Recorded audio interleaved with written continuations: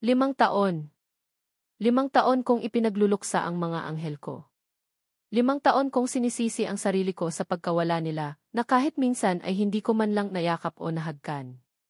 Tapos, heto, sa gitna ng maingay at masikip na palengke ng San Roque, sa harap ng sangkaterbang ampalaya at talong, nakatayo ang isang batang lalaki, isang maliit na anghel na may bilugang mga mata at makapal na kilay. Ang bibig na parang laging nakanguso, na animoy sinipa ang puso ko mula sa pagkakahimbing nito. Nabitawan ko ang bayong na puno ng tilapia at kangkong. Nagkalabugan ang mga isda sa sementadong sahig, nagtalsikan ang tubig na may konting dugo. Hindi ko iyon pinansin. Ang mga mata ko, nakapako sa batang lalaki na kasama ng isang matandang babae, abala sa pag-aayos ng mga panindang gulay. Zion, anak, pakiabot nga yung supot dyan sa tabi mo. Rinig kong sabi ng matanda, ang boses ay malumanay pero may bahid ng pagod. Zion. Pati pangalan. Pangalan na pinangarap kong ibigay sa panganay ko. Nanghina ang mga tuhod ko. Napakapit ako sa gilid ng mesang kawayan ang tindahan ng isda, pakiramdam ko'y babagsak ako anumang oras. Ang ingay ng palengke, ang sigawan ng mga tindera, ang tawaran ng mga mamimili, ang tilaok ng manok mula sa pwesto ng magkakatay, ang busina ng mga tricycle sa labas, lahat yon ay biglang nawala. Tanging ang pintig ng puso ko na lang ang naririnig ko, kumakabog na parang gustong kumawala sa dibdib ko. Hindi. Hindi maaari ito. Pinilig ko ang ulo ko, pilit na iwinawaksi ang imahe ng bata. Guni-guni ko lang siguro. Epekto ng pagod at puyat sa pag-aalaga kay Doña Remedios, ang matandang pasyente ko na ubod ng sungit pero may gininto ang puso naman pala kapag nakilala mo ng husto. O baka dahil sa init ng araw, kahit alas 7 pa lang ng umaga ay ramdam na ramdam ko na ang sikat nito sa aking bato. Pero nang muli akong sumulyap, nandoon pa rin siya. Nakatalikod na ngayon, tinutulungan ang sa tingin ko ay lola niya na maglagay ng mga sitaw sa panali. Ang hubog ng kanyang ulo, ang paraan ng pagkilos ng kanyang maliliit na braso, kahit ang nipis ng kanyang buhok sa bato. Parang huminto ang paghinga ko. Si Alejandro, kamukhang-kamukha niya si Alejandro noong bata pa ito. Ang alaala ng mga larawan ni Alejandro na ipinakita sa akin ng yumaong ina nito noong kami pa ang biglang sumagi sa isip ko. Noong mga panahong puno pa ng pangarap at pag-asa ang mundo ko. Noong mga panahong akala ko, kami na talaga hanggang dulo. Biglang kumirot ang dibdib ko, isang pamilyar na sakit na 5 taon ko nang dinadala. 5 taon na ang nakalipas. Ang amoy ng lisol at gamot ang unang sumalubong sa akin pagmulat ko ng mata. Kisam. Puting kisam. Nasa ospital ako. Pilit kong inalala ang nangyari.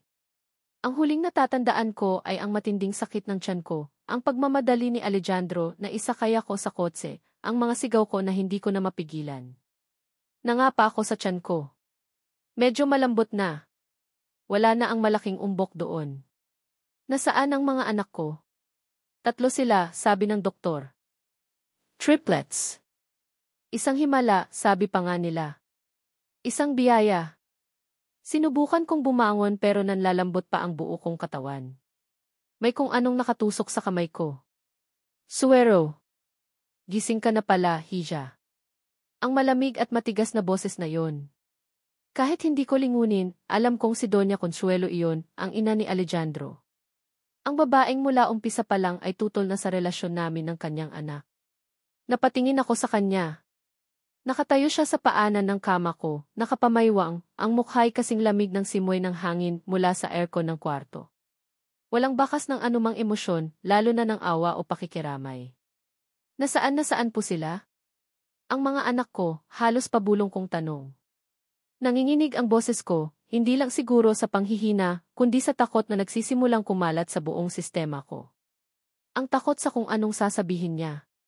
Tumikim muna si Doña Consuelo, inayos ang mamahalin niyang scarf na nakasabit sa kanyang balikat. Parang mas importante pa iyon kaysa sa tanong ko. Hisa, panimula niya, ang bawat salita ay tila punyal na dahan-dahang ibinabaon sa puso ko. Makinig kang mabuti. Kailangan mong magpakatatag. Napalunok ako. Ang mga mata ko ay nagsisimula ng mamasa. Ano po iyon? Ayos lang po ba sila? Gusto ko na silang makita. Isang mahabang katahimikan ang namagitan sa amin. Tinitigan niya lang ako, ang mga mata niyang mapanghusga ay parang sinusuri ang bawat hibla ng aking pagkatao. Pagkatapos, dahan-dahan siyang umiling. Wala na sila, Zen, sabi niya, diretsahan, walang paligoy-ligoy. Hindi nila kinaya. Mahihina raw ang mga puso. Sabay-sabay silang kinuha. Parang nabingi ako. Ang tanging narinig ko lang ay ang ugong sa loob ng tenga ko. Wala na sila? Ang mga anak ko. Ang tatlong anghel na 9 na buwan kong dinala, inalagaan, minahal kahit nasa sinapupunan ko pa lang. Hindi. Hindi po totoo yan, sigaw ko, pilit na bumabangon kahit nanlalambot ako. Gusto kong tumakbo, hanapin sila, patunayang nagsisinungaling si Doña Consuelo. Nagsisinungaling kayo. Nasaan si Alejandro? Si Alejandro, nasaan? Hinawakan niya ako ng mahigpit sa braso, pinipigilan ako. Zen, kumalma ka. Wala kang magagawa. Ganoon talaga ang buhay. Hindi lahat ng gusto natin, makukuha natin. Umiling-iling ako, hagulgol na ang pag-iyak ko. Hindi. Buhay sila. Nararamdaman ko. Pakawalan niyo ko. Mga anak ko. Nagpupumiglas ako, pero mas malakas siya kaysa sa inaakala ko, o baka sadyang nanghihina lang talaga ako. Hinila niya ako pabalik sa pagkakahiga. Tumigil ka na, Zen. Lalo mo lang pinapahirapan ang sarili mo, mariin niyang sabi, may diin sa bawat salita. Siguro, ito na rin ang pinakamabuti. Para sa inyong lahat. Lalo na para kay Alejandro. Napatingin ako sa kanya, ang mga luhay walang tigil sa pag-agos. Anong ibig niyong sabihin? Mumisi siya ng bahagya, isang ngisi na nagpatindig ng balahibo ko. Alam mo naman siguro, Zen, na hindi ka talaga nababagay para sa anak ko. Isa ka lang hamak na yaya. Ano ang maibibigay mo sa kanya? Sa pamilya namin? Ngayong wala na ang mga bata siguro naman, naiintindihan mo na. Mas makakabuti kung palalayain mo na si Alejandro. Para makapagsimula siya ulit ng walang sabit, ng walang hadlang sa mga pangarap niya. Parang sinampal ako ng paulit-ulit. Hindi lang ang mga anak ko ang nawala sa akin, kundi pati na rin ang karapatan kong maging ina, ang karapatan kong mahalin si Alejandro. Ang sakit-sakit. Si Alejandro alam ba niya, hirap kong tanong. Nagkibit balikat lang siya. Nasa labas siya. Sobrang dinamdam niya ang nangyari. Ayaw ka raw muna niyang makita. Siguro, kailangan niya ng espasyo. Pero ang paraan ng pagkakasabi niya, parang may iba pang kahulugan. Parang siya ang nagpasya na hindi ako dapat makita ni Alejandro. Pagkatapos noon, wala na akong natandaan. Siguro, nawalan na naman ako ng malay. O baka pinatulog nila ako. Ang alam ko lang, paggising ko ulit, wala na si Doña Consuelo. Wala na rin si Alejandro. Tanging ang malamig na kwarto ng ospital at ang basag kong puso ang kasama ko. Napakurap-kurap ako, bumalik sa kasalukuyan. Ang init ng araw sa palengke ng San Roque ay tila sampal na gumising sa akin mula sa masakit na bangungot ng nakaraan. Pero ang bata si Zion. Nakatingin pa rin ako sa kanya. Nakaupo na siya ngayon sa isang maliit na bangkito, katabi ang isang mas batang lalaki pa, marahil mga 3 taon ang edad, na maihawak na maliit na laruang truck. Pareho silang may bilugang mga mata, makakapal na kilay, at ang pamilyar ng nguso ni Alejandro. Ang batang mas maliit, si Zesto siguro ang pangalan base sa narinig kong tawag ng lola kanina, ay tumatawa habang pinaglalaruan ang truck sa ibabaw ng kaing ng mga kamatis. Si Zion naman, seryoso ang mukha habang pinupunasan ng lumang basahan ang mga talong. Ang dungis niya sa pisngi, pero hindi iyon nakabawas sa angking kakyutian niya. Ang paraan niya ng pagkunot ng noo habang nagko-concentrate, parang nakikita ko si Alejandro kapag seryoso itong nag-aaral ng mga kaso niya noon. Diyos ko! Hindi kaya. Ineng, ayos ka lang. Namumutla ka, sabi ng tindera ng isda, napansin siguro ang pagkakatulala ko. Yung tilapia mo o nagkalat. Doon ko lang naalala ang mga isdang nabitawan ko. Nagmamadali akong umupo para pulutin yon, nanginginig pa rin ang mga kamay ko. Papasensya na po, Aling Nena. Medyo nahilo lang po ako. Uminom ka muna ng tubig, Hija. Baka sa init yan, alok ni Aling Nena, iniabutan ako ng isang baso ng tubig mula sa pitsil niya. Nagpasalamat ako at ininom yon. Pero ang mga mata ko, pasulyap-sulyap pa rin sa pwesto ng mga gulay. Sa dalawang batang lalaki na gumising sa mga multo ng nakaraan ko. Sino sila? Bakit sila nandito? At bakit parang dinudurog at binubuo ulit ang puso ko ng sabay-sabay? Hindi ko alam kung anong gagawin ko. Gusto kong lumapit, hawakan ang mga bata, tanungin ang lola nila. Pero natatakot ako. Natatakot ako sa maaaring malaman ko. Natatakot akong umasa tapos masasaktan lang ulit. Pinilit kong tapusin ang pamamalengke ko, pero lutang ang isip ko. Paulit-ulit na naglalaro sa utak ko ang mukha ni Zion, ang mukha ni Zesto, at ang malamig na tinig ni Doña Consuelo. Nang makauwi ako sa maliit na kwartong nirerentahan ko, malapit sa bahay ni Doña Remedios, agad kong ibinaba ang mga pinamili ko. Nanginginig pa rin ang buong katawan ko. Hindi dahil sa pagod, kundi sa halo-halong emosyon na bumubulwak sa dibdib ko. Binuksan ko ang lumakong aparador. Mula sa ilalim ng mga damit, kinuha ko ang isang maliit na kahon ng sapatos. Dahan-dahan ko itong binuksan. Sa loob, nakalatag sa ibabaw ng lampin na hindi nagamit, ay isang maliit na laruang kuneho na gansilyo. Kulay asul ito na may mahahabang tenga at buttons na mata. Binili ko yon noong buntis pa ako, puno ng pangarap para sa mga anak ko. Isa para sa bawat isa sana, pero ito lang ang natago ko. Hinawakan ko ang kuneho, niyakap ng mahigpit sa dibdib ko. At doon, sa katahimikan ng kwarto ko, humagulgol ako. Iyak na matagal ko ng kinikimkim. Iyak para sa mga anak na inakala kong wala na. Iyak para sa sakit na dulot ng pagkawala nila. Iyak para sa pag-asang biglang sumibol dahil sa nakita ko kanina. Mga anak ko, posible ba, hikbi ko sa pagitan ng mga luha. Diyos ko, ano ba itong nangyayari? Guni-guni ko lang ba iyon? Pero bakit parang totoo? Bakit ang lakas ng tibok ng puso ko noong nakita ko sila? Ang imahe ni Zion, matyagang nagpupunas ng talong. Ang tawa ni Zesto habang naglalaro. Ang mga mukha nilang kuha kay Alejandro. Hindi ako pwedeng magkamali. Kahit anong sabihin ng isip ko, iba ang sinasabi ng puso ko. Iba ang sinisigaw ng dugo ko. Kailangan kong malaman ang totoo. Kahit gaano pa kasakit. Kahit ano pa ang kahihinatnan nito. Dahil kung sila nga ang mga anak ko kung buhay sila. Hindi ko alam kung anong gagawin ko. Pero isa lang ang sigurado ako, hindi ako titigil hanggat hindi ko nalalaman ang katotohanan. Kinabukasan, parang may sariling isip ang mga paa ko na nagdala sa akin pabalik sa palengke ng San Roque. Mas maaga pa ako ngayon kaysa kahapon.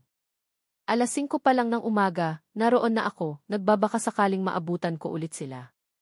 Ang puso ko, kumakabog na parang tambol sa pista, halo ang kaba at pananabik. Nagpanggap akong namimili ulit, pero ang mga mata ko ay palihim na naghahanap sa pwesto ng mga gulay kung saan ko sila unang nakita. Wala pa sila. Siguro masyado pang maaga. Naupo muna ako sa isang bangkito malapit sa tindahan ni Aling Nena, kunwari nagpapahinga. Pero ang totoo, nagmamanman ako. Bawat dumadaan, bawat naglalakad, tinitingnan ko. Ang aga mo yata ngayon, Hisha, puna ni Aling Nena habang inaayos ang mga paninda niyang isda. Ngumiti ako ng pilit. Opo, Aling Nena. Para po maaga rin makauwi. Marami pa pong gagawin sa bahay ni Doña Remedios. Isang palusot pero kailangan. Ayokong may makahalata sa tunay kong pakay. Ilang sandali pa ng paghihintay, natanaw ko na sila. Ang matandang babae, tulak-tulak ang maliit na kariton na puno ng mga gulay. Kasunod niya si Zion, may bitbit na maliit na timba. At sa likod ni Zion, napasinghap ako. May isa pang bata. Isang batang babae. Mas matangkad siya ng kaunti kay Zesto, siguro mga 4 na taon ang edad. Nakatirintas ang buhok niya na hanggang balikat, at may suot siyang mumurahing bestidang bulaklakin. Hawak niya ang kamay ni Zesto, nakarga-karga naman ang paborito nitong laro ang tra. 3 sila. 2 lalaki at 1 babae. Parang binuhusan ako ng malamig na tubig. Ang mga doktor noon, ang sabi nila triplets. 2 lalaki, 1 babae. Ang mga pangalang pinangarap namin ni Alejandro, Zion para sa panganay na lalaki, Zia para sa babae, at Zesto para sa bunso. Hindi pwedeng nagkakataon lang ito. Masyadong perpekto ang lahat. Nakatayo lang ako roon, hindi makagalaw, habang pinagmamasdan silang inaayos ang kanilang paninda.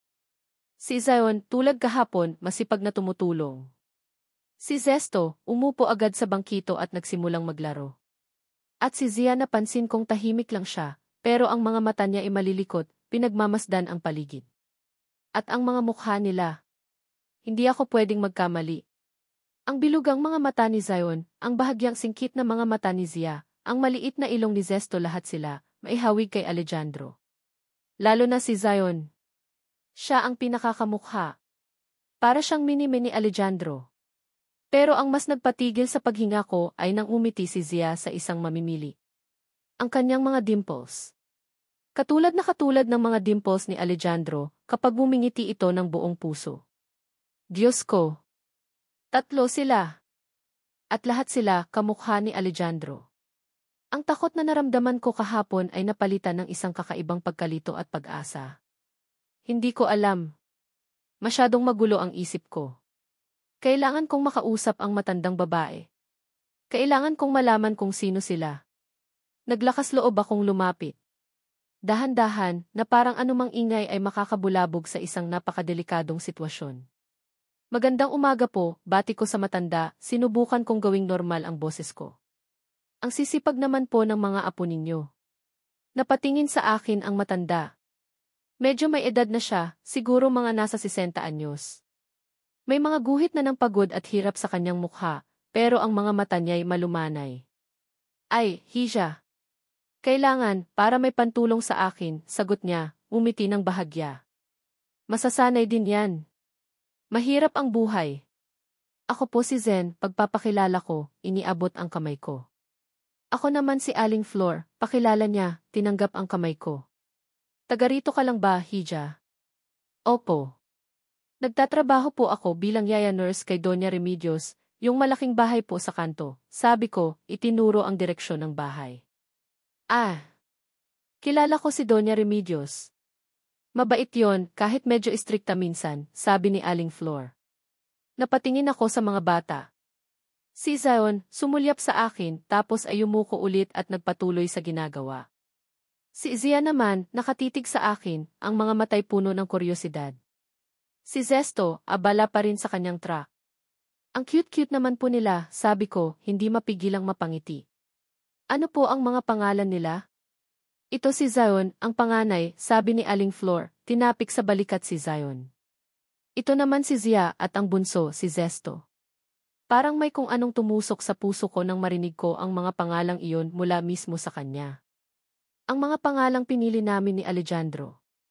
Ang gaganda po ng mga pangalan nila, sabi ko, pilit na pinapakalma ang sarili. Sila lang po ba ang kasama ninyo? Tumango si Aling Flor. Hija. Ako na lang ang nag-aalaga sa kanila. Matagal nang wala ang mga magulang nila. Nasaan po sila, tanong ko, sinubukang itago ang panginginig ng boses ko. Bumuntong hininga si Aling Flor. Ang nanay nila sumakabilang buhay na. Pagkatapos lang na maipanganak niya si Zesto. Ang tatay naman nila nag-aalangan siyang tumingin sa akin. Hindi ko alam, Hija. Basta na lang nawala. Iniwan sila. Parang nanlamig ang buo kong katawan. Iniwan? Si Alejandro. Hindi. Hindi ganoon si Alejandro. Mahal na mahal niya ako. Mahal na mahal niya ang ideya ng pagkakaroon ng mga anak. Ganoon po ba, mahina kong sabi. Kakawawa naman po sila. Ganoon talaga ang buhay, Hija. Minsan, mapaglaro ang tadhana, sabi ni Aling Flor, may bahid ng lungkot sa kanyang boses. Pero mababait naman itong mga apo ko. Masisipag at matatalino. Tumingin ulit ako sa mga bata. Nakita ko ang lungkot sa mga mata ni Zia, kahit pilit niyang itinatago. Si Zion, seryoso pa rin, pero parang may bigat sa kanyang mga balikat na hindi dapat naroon para sa isang bata. Kailangan kong malaman ang totoo. Pero paano? Hindi ko pwedeng basta na lang sabihin kay Aling Flor na, naku, Lola, baka ako po ang nanay ng mga apo ninyo at baka ang tatay nila ay si Alejandro, yung dating boyfriend ko na anak ng isang donya na ayaw sa akin. Baka isipin niyang nababaliw na ako. Pasensya na po kayo, Aling Flor, ha? Medyo na-curious lang po ako, sabi ko. Mukha po kasing may kamukha sila. Tinaasan ako ng kilay ni Aling Flor. Talaga? Sino naman? Nag-isip ako ng mabilis. Yung dati ko pong alaga. Medyo hawig po sila, lalo na si Zion. Palusot ulit. Ganoon ba? Marami talagang magkakamukha sa mundo, sabi ni Aling Flor, parang hindi naman masyadong nag-isip tungkol doon. Nagpaalam na ako kay Aling Flor, sinabing babalik na lang ako para bumili ng gulay. Pero ang totoo, kailangan ko lang ng oras para mag-isip. Kailangan kong iproseso ang lahat ng nalaman ko. 3 sila. Ang mga pangalan nila. Ang pagkakahawig nila kay Alejandro. Ang kwento ng kanilang mga magulang. Lahat yon parang mga piraso ng puzzle na unti-unting nabubuo. Pero may kulang pa. May hindi pa malinaw. Hindi ako mapakali. Habang naglalakad ako palayo, hindi ko maiwasang lumingon pabalik. Nakita kong nakatingin sa akin si Zia, ang mga mata niya ay parang may gustong sabihin.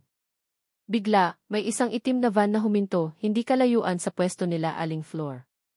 Bumukas ang pinto at bumaba ang ilang mga lalaking nakaunipormeng pang-security. Pagkatapos, bumaba ang isang lalaking naka-Amerikana, matangkad at napahinto ako sa paglalakad. Nanlaki ang mga mata ko. Si Alejandro. Si Alejandro Monteverde. Ang ama ng mga anak ko. Ang lalaking 5 taon kong hindi nakita. Ang lalaking akala ko, kinalimutan na ako. Nakatayo siya roon, pinalilibutan ng mga security, kausap ang isang lalaking mukhang taga-munisipyo. Seryoso ang mukha niya, parang may mahalagang pinag-uusapan.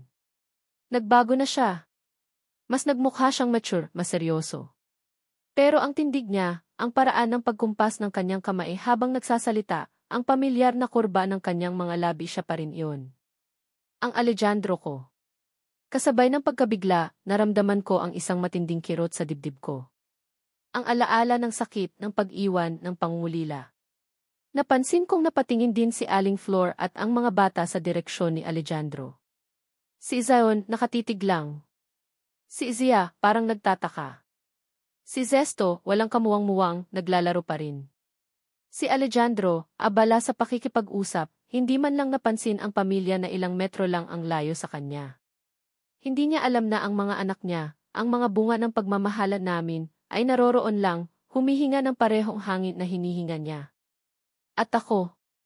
Nakatayo lang ako sa di kalayuan, parang estatwa, pinagmamasdan silang lahat. Ang pamilyang dapat ay sa akin.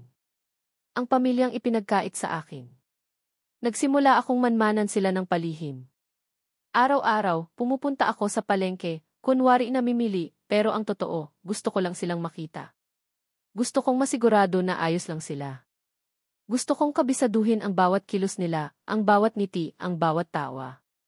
Nalaman ko mula sa ibang mga tindera na si Alejandro pala ay may programa para sa libreng operasyon sa puso para sa mga bata. Yun pala ang dahilan kung bakit siya naroroon sa palengke noong araw na iyon, nagsasurvey siya para sa mga posibleng benepisyaryo. Isang doktor na pala siya ngayon, isang cardiologist. Ang pangarap niya. Pero bakit? Bakit hindi niya alam ang tungkol sa mga anak niya? Kung totoo ngang iniwan niya sila, bakit siya gumagawa ng ganitong programa para sa ibang mga bata? Hindi tugma. Ang takot ko ay unti-unting napapalitan ng determinasyon. Kailangan kong malaman ang buong katotohanan. Kailangan kong harapin si Alejandro. Kailangan kong malaman kung bakit niya ako iniwan. At higit sa lahat, kailangan kong malaman kung may karapatan pa ba ako sa mga anak ko. Ang mga tanong na bumabagabag sa akin ay parang mga aninong sumusunod sa akin saan man ako magpunta. At alam kong iisa lang ang paraan para masagot ang mga yon. Kailangan kong kausapin si Alejandro. Kahit gaano pa kasakit. Ilang araw akong nag-ipon ng lakas ng loob. Ilang gabi akong hindi nakatulog ng maayos, iniisip kung paano ko haharapin si Alejandro. Ang bawat senaryo na nabubuo sa isip ko mas masakit kaysa sa nauna. Paano kung itanggi niya ako? Paano kung magalit siya? Paano kung talagang kinalimutan na niya ang lahat? Pero mas nangingibabaw ang pangangailangang malaman ang totoo. Para sa mga anak ko. Para sa sarili ko. Nalaman ko mula kay Aling Nena na magkakaroon ng medical mission ang grupo ni Alejandro sa Barangay Hall ng San Roque sa susunod na Sabado. Libreng konsulta, libreng gamot. Ito na ang pagkakataon ko. Hindi ko na ito palalampasin. Dumating ang Sabado. Ang dibdib ko parang sasabog na sa kaba. Nagsuot ako ng pinakamatinong bestida ko, yung luma pero malinis pa. Inayos ko ang buhok ko, naglagay ng konting pulbos. Gusto kong magmukhang presentable kahit papaano. Kahit alam kong ang puso ko ay punit-punit na.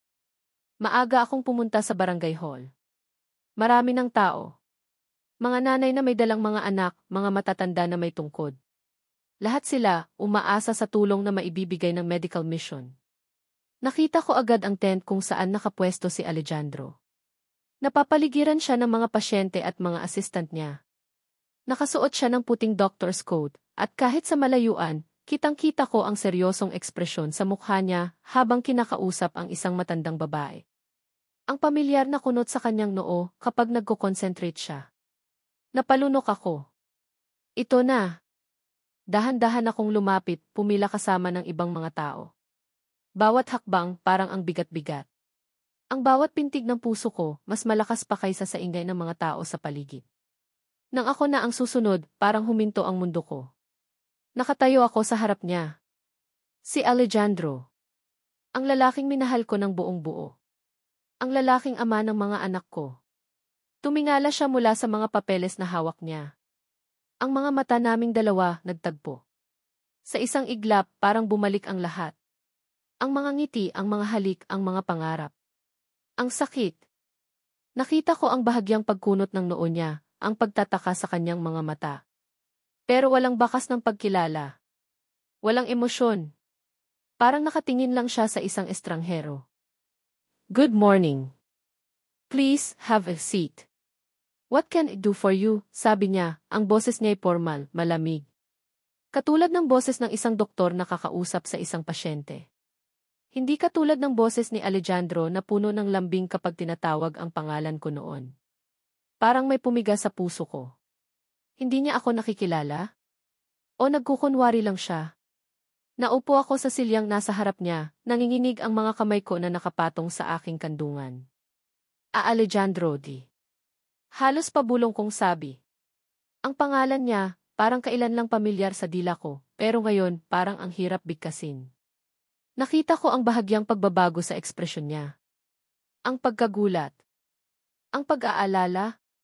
Pero mabilis din iyong nawala, napalitan ulit ng malamig na formalidad. Do I know you? Tanong niya, ang mga mata niya isinusuri ako mula ulo hanggang paa. Parang sinaksak ako sa dibdib. Ako to, si Zen, sabi ko, ang boses ko'y nanginginig na. Zenobia. Hindi mo na ba ako natatandaan? Isang mahabang katahimikan ang namagitan sa amin. Tinitigan niya lang ako, ang mga mata niya hindi ko mabasa. Pagkatapos, dahan-dahan siyang umiling. I'm sorry, miss, sabi niya, ang boses niya ay walang kabuhay-buhay.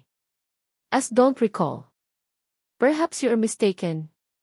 Parang gumuho ang mundo ko. Hindi. Hindi maaari ito. 5 taon. 5 taon lang ang nakalipas. Ganoon ba kadali para sa kanya nakalimutan ang lahat? Ang pinagsamahan namin? Ang mga pangarap namin?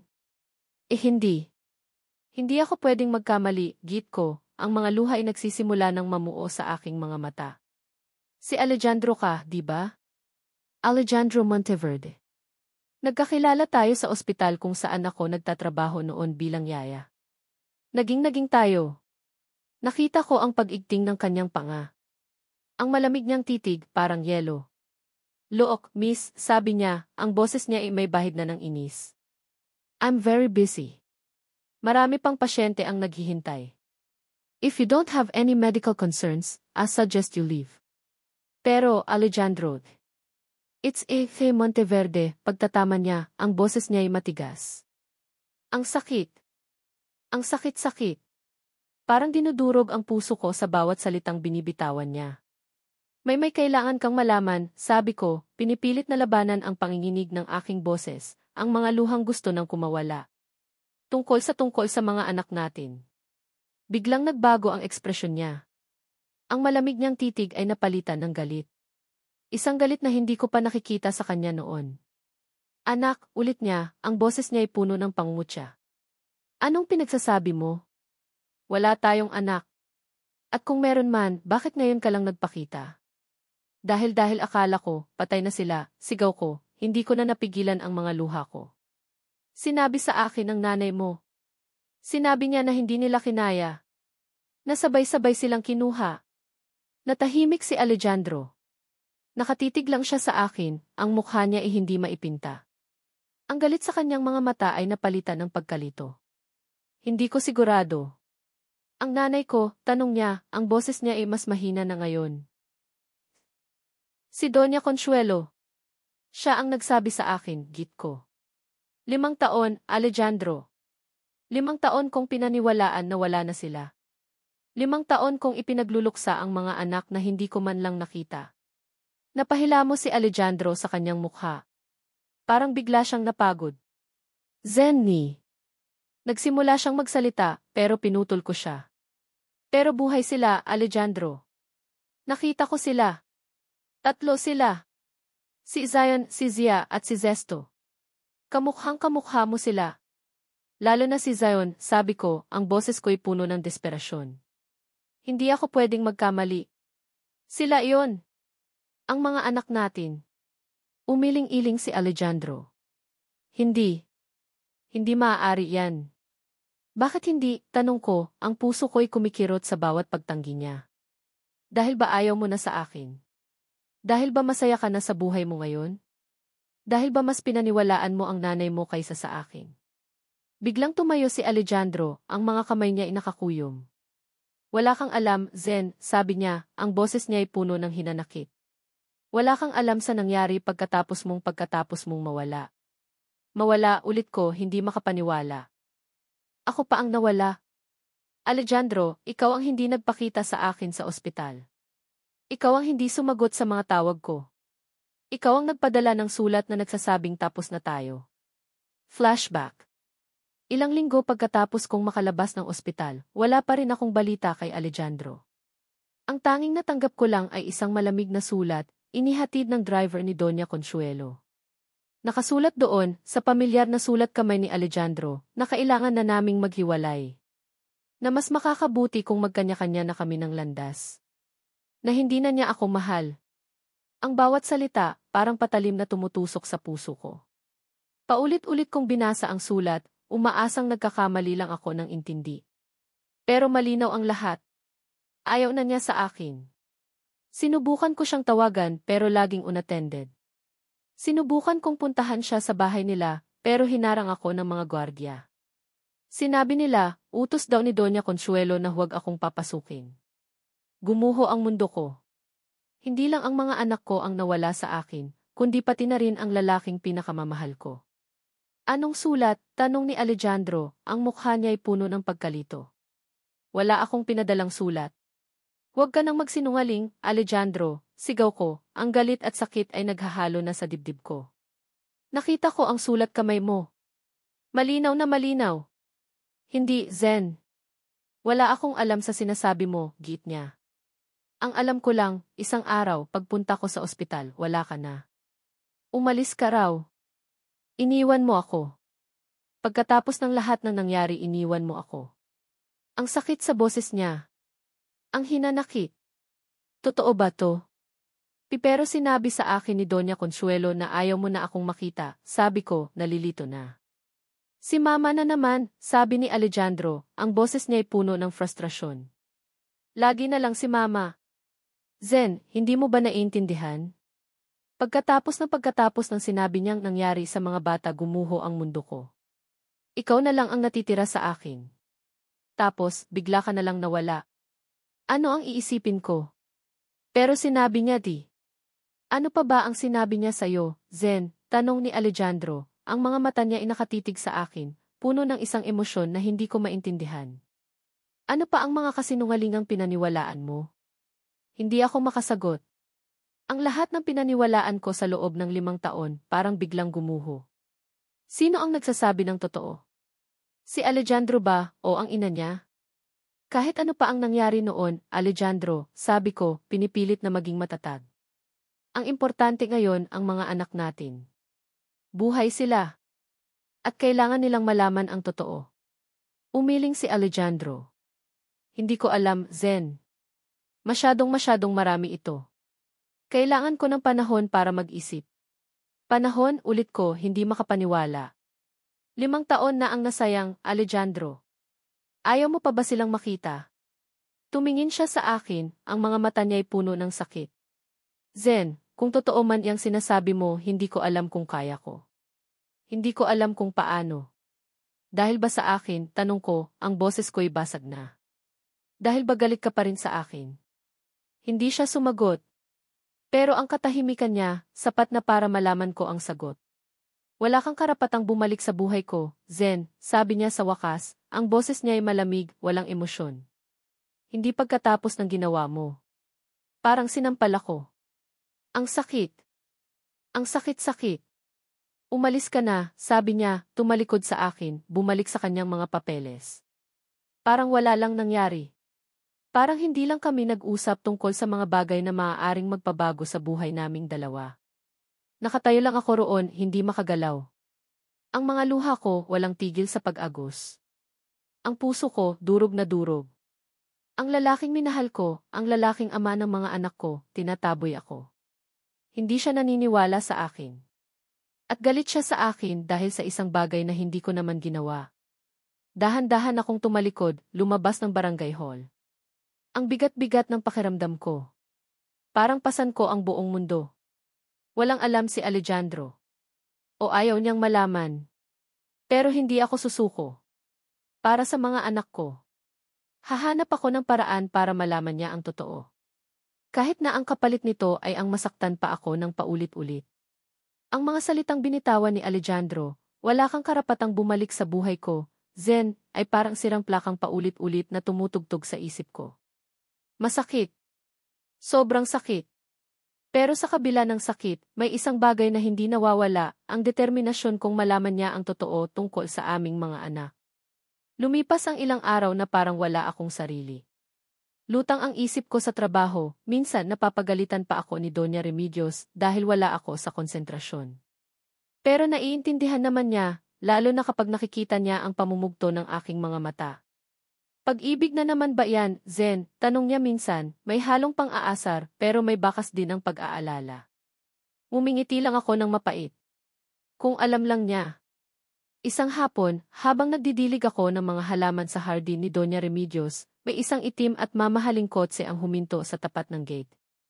Bumukas ang bintana sa backseat, at bumungad sa akin ang isang mukhang matagal ko nang hindi nakikita, pero hinding-hindi ko makakalimutan. Si Doña Consuelo. Ang puso ko biglang kumabog ng malakas. Ang takot, parang malamig na kamay na humaplos sa batok ko. Ano ang ginagawa niya rito? Bumaba siya ng kotse, tindig pa lang ay halatang mayaman at makapangyarihan. Nakasuot siya ng eleganting bestida, puno ng alahas ang mga kamay at lig. Ang kanyang mukha, kasing lamig pa rin ng dati, walang bakas ng anumang emosyon. Zenobia, bati niya, ang boses niya ay kasing talas ng kutsilyo. Mukhang hindi ka pa rin nagbabago. Ganyan ka pa rin, hamak na utusan. Napalunok ako. Ang mga alaala ng sakit na idinulot niya sa akin ay biglang bumalik. Ang pananakot niya sa ospital, ang mga masasakit na salitang binitawan niya. Aano po ang kailangan ninyo, Doña Consuelo? Tanong ko, sinubukang maging matatag kahit nanginginig ang mga tuhod ko. Umisi siya, isang ngisi na nagpatindig ng balahibo ko. Nakarating sa akin ang balita. Nagpakita ka raw kay Alejandro. Ano ang binabalak mo, ha? Guluhin ulit ang buhay ng anak ko. Wala po akong masamang intensyon, sabi ko. Gusto ko lang pong malaman niya ang totoo. Ang totoo, ulit niya, tumatawa ng mapakla. Ang totoo ay wala kang karapatan sa kanya, at lalong wala kang karapatan sa kung anumang inaakala mong sa inyo. Hindi ka ba nadala, Zenobia? Hindi ka pa ba napagod sa paghahabol sa hindi naman para sa iyo? Pero ang mga anak ko. Mga anak, putol niya, ang boses niya ay tumaas na. Wala kang anak kay Alejandro. Sinabi ko na sa'yo noon, hindi ba? Patay na sila. Itatak mo iyan sa isip mo. Hindi po totoo yan, giit ko, ang mga luha ay nagsisimula na namang mamuo sa aking mga mata. Buhay sila. Nakita ko sila. Tatlo sila. Lumapit siya sa akin, ang mga mata niya inanlilisik. Tumigil ka na, Zenobia. Huwag mo nang ipilit ang sarili mo. Alam mo, may inihanda akong solusyon para sa problema mong iyan. May kinuha siyang isang makapal na envelope mula sa kanyang Louis Vuitton na bag, iniabot niya iyon sa akin. Ano to? Tanong ko, naguguluhan. Buksan mo, utos niya. Nanginginig ang mga kamay kong binuksan ang envelope. Sa loob, isang malaking halaga ng pera. Mga tig-1,000, 10 bundle. Sapat na para makapagsimula ako ng bagong buhay, malayo rito. Ano po ito? Tanong ko ulit, hindi makapaniwala. Pera, simpleng sagot niya. Sapat na yan para lumayo ka na dito. Pumunta ka sa probinsya, o kahit sa ibang bansa kung gusto mo. Kalimutan mo na si Alejandro. Kalimutan mo na ang lahat ng tungkol sa pamilya namin. Ituring mo na lang na bayad yan sa lahat ng sakit ng ulo na idinulot mo sa amin. Parang sinampal ako. Ang tingin niya sa akin, parang isa akong basura na kailangang itapon. Ang dignidad ko, parang tinapaktapakan niya. Hindi ko po kailangan ng pera ninyo, Doña Consuelo, sabi ko, ibinalik sa kanya ang envelope. Ang kailangan ko lang po ay ang mga anak ko. Tinaasan niya ako ng kilay, halatang nagulat sa pagtanggi ko. Matigas ka pa rin, ano? Akala mo ba may laban ka sa akin? Zenobia, tandaan mo to, gagawin ko ang lahat para maprotektahan ang anak ko at ang pangalan ng pamilya namin. Kahit ano. Ang banta sa kanyang boses, hindi maipagkakaila. Naramdaman ko ang takot, pero mas nangingibabaw ang galit at determinasyon. Hindi po ako natatakot sa inyo, sabi ko, kahit ang totoo, nanginginig ang buong katawan ko. Malalaman din ni Alejandro ang totoo. At kapag nalaman niya, sisiguraduhin kong pagsisisihan ninyo ang lahat ng ginawa ninyo sa akin. Tumawa lang si Doña Consuelo, isang tawang puno ng pangmamaliit. Talaga? Sa tingin mo, paniniwalaan ka niya? Isang hamak na yaya laban sa sarili niyang ina? Good luck with that, Zenobia. Pagkasabi noon, tumalikod na siya at sumakay sa kanyang kotse. Mabilis itong umalis, iniwan akong nakatayo roon, nanginginig sa galit at takot. Ang mga anino ng nakaraan, bumabalik sila para takutin ako. Pero hindi na ako ang dating Zenobia na madaling matakot at sumuko. May ipinaglalaban na ako ngayon. Ang mga anak ko. Kinagabihan, hindi ako mapakali. Ang mga sinabi ni Doña Consuelo, ang banta niya, umuukil-kil sa isip ko. Paano kung totohanin niya ang banta niya? Paano kung ilayo niya ulit sa akin ang mga bata? Napatingin ako sa maliit na altar na ginawa ko para sa mga anak kong inakala kong patay. May 3 kandila doon at ang laro ang kuneho na gansilyo. Lumuhod ako sa harap noon, nagdasal. Diyos ko, tulungan ninyo po ako, hikbi ko. Gabayan ninyo po ako. Bigyan ninyo po ako ng lakas para malampasan ito. Para sa mga anak ko. Habang umiiyak ako, naramdaman ko ang isang mainit na sensasyon sa dibdib ko. Isang pag-asa. Isang katiyakan na hindi ako nag-iisa. Napagdesisyonan ko. Hindi ko na kayang itago pa ito. Kailangan kong sabihin ang totoo, hindi lang kay Alejandro, kundi pati na rin sa mga taong malapit sa mga bata. Kay Aling Flor. At sa mga bata mismo. Alam kong mahirap. Alam kong masasaktan sila. Pero mas masasaktan sila kung malalaman nila ang totoo sa ibang paraan, o kung patuloy silang mabubuhay sa kasinungalingan. Kinaumagahan, maaga akong pumunta sa palengke. Nadatnan ko si Aling Flor at ang mga bata na nag-aayos ng kanilang paninda. Si Zion, seryoso pa ring nagtatrabaho. Si Zia, tahimik na nagmamasid. Si Zesto, naglalaro. Huminga ako ng malalim. Aling Flor, pwede po ba tayong mag-usap? May mahalaga po akong sasabihin. Napansin siguro ni Aling Flor ang seryosong ekspresyon sa mukha ko. Naman, Hija. Tungkol saan ba iyon? Tinawag niya ang mga bata. Zion, Zia, Zesto, halika muna kayo rito. May sasabihin si Ate Zen ninyo. Lumapit ang mga bata, ang mga mata nila inakatuon sa akin. Si Zion may pagtataka sa mukha. Si Zia may kuryosidad. Si Zesto umunguya ng pandesal. Mga anak di. Panimula ko, ang boses ko'y nanginginig. May kwento akong gustong ibahagi sa inyo. Tungkol sa tatay ninyo. Nakita ko ang biglang pagbabago sa ekspresyon ni Zion. Ang kanyang mga mata, lumaki ng bahagya. Si tatay, tanong niya, ang boses niya ay halos pabulong. Tumango ako. Anak, tungkol sa tatay ninyo. Tumingin ako kay Aling Flor, humihingi ng suporta. Tumango siya, hinawakan ang kamay ko. Sige, Hija. Makikinig kami. Huminga ako ng malalim. At sinimulan kong ikwento ang lahat. Ang pagmamahalan namin ni Alejandro. Ang pagbubuntis ko. Ang panganganak ko. Ang kasinungalingan ni Doña Consuelo. Ang 5 taon ng pagluluksa. Ang muli naming pagkikita ni Alejandro. Ang pagtanggi niya. Ang banta ni Doña Consuelo. Habang nagsasalita ako, hindi ko mapigilan ang pag-agos ng aking mga luha. Ang sakit, ang lungkot, ang galit, lahat yon ay bumuhos. Nakikinig lang si Aling Flor, ang mukha niya ay puno ng awa at pag-unawa. Si Zia, nakayuko, pinipigilan ang sariling umiyak. Si Zesto, tumigil sa pagbuya, nakatingin lang sa akin, hindi naiintindihan ang lahat. Pero si Zion, nakatitig lang sa akin, ang mga mata niya ay hindi kumukurap. Walang emosyon sa kanyang mukha. Pero alam kong nakikinig siya. Alam kong iniintindi niya ang bawat salita ko. Nang matapos akong magkwento, isang mahabang katahimikan ang namayani. Tanging ang mga hikbi ko lang ang maririnig. Kaya po pala laging umiiyak si Mama, pag nakikita si Doc Alejandro sa tsihi o sa dyaryo, biglang sabi ni Zion, ang boses niya ay mahina pero malinaw. Napatingin kaming lahat sa kanya. Mama! Tinawag niya akong Mama? Zion, anak ti. Sabi ni Aling Flor, hinaplos ang buhok ng apo. Lagi ko pong napapansin, patuloy ni Zion, nakatingin pa rin sa akin. Kapag may balita tungkol kay Doc Alejandro, yung doktor na tumutulong sa mga batang maisakit sa puso, lagi pong naluluha si Mama. Akala ko po, natutuwa lang siya para sa mga bata. Pero iba po pala. Hindi ako makapagsalita. Ang sakit at tuwa ay naghahalo sa dibdib ko. Nalaman niya. Naunawaan niya. Si Doc Alejandro po ba ang tatay ko? Tanong ni Zion, diretsahan, ang mga mata niya ay puno ng isang emosyon na hindi ko pa nakikita sa kanya dati.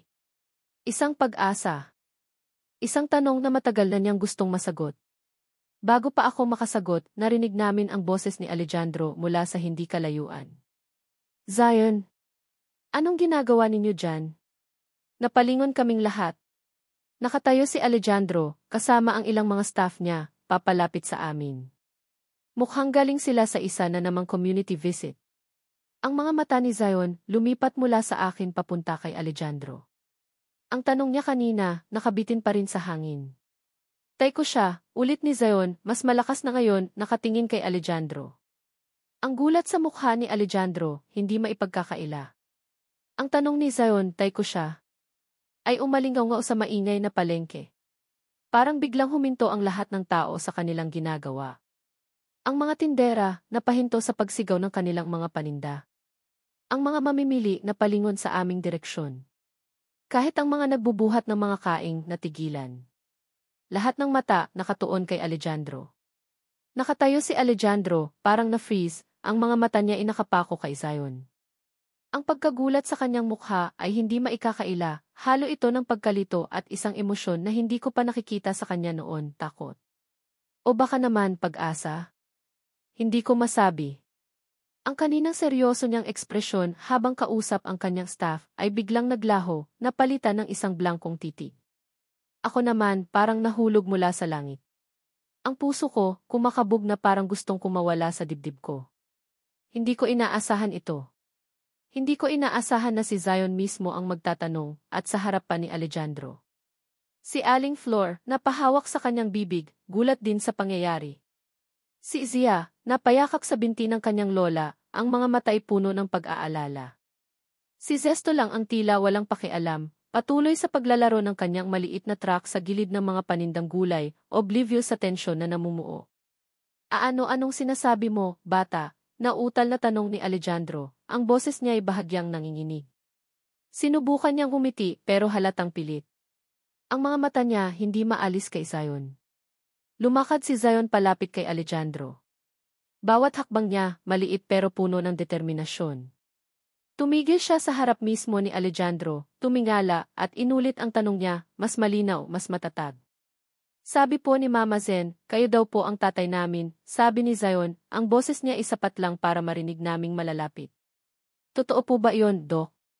Kayo po ba si Papa ko? Ang salitang Papa. Ang salitang iyon, parang isang matamis na musika sa pandinig ko, pero kasabay noon, isang matinding kirot. Ang pangarap kong marinig iyon mula sa mga anak ko, tinatawag si Alejandro.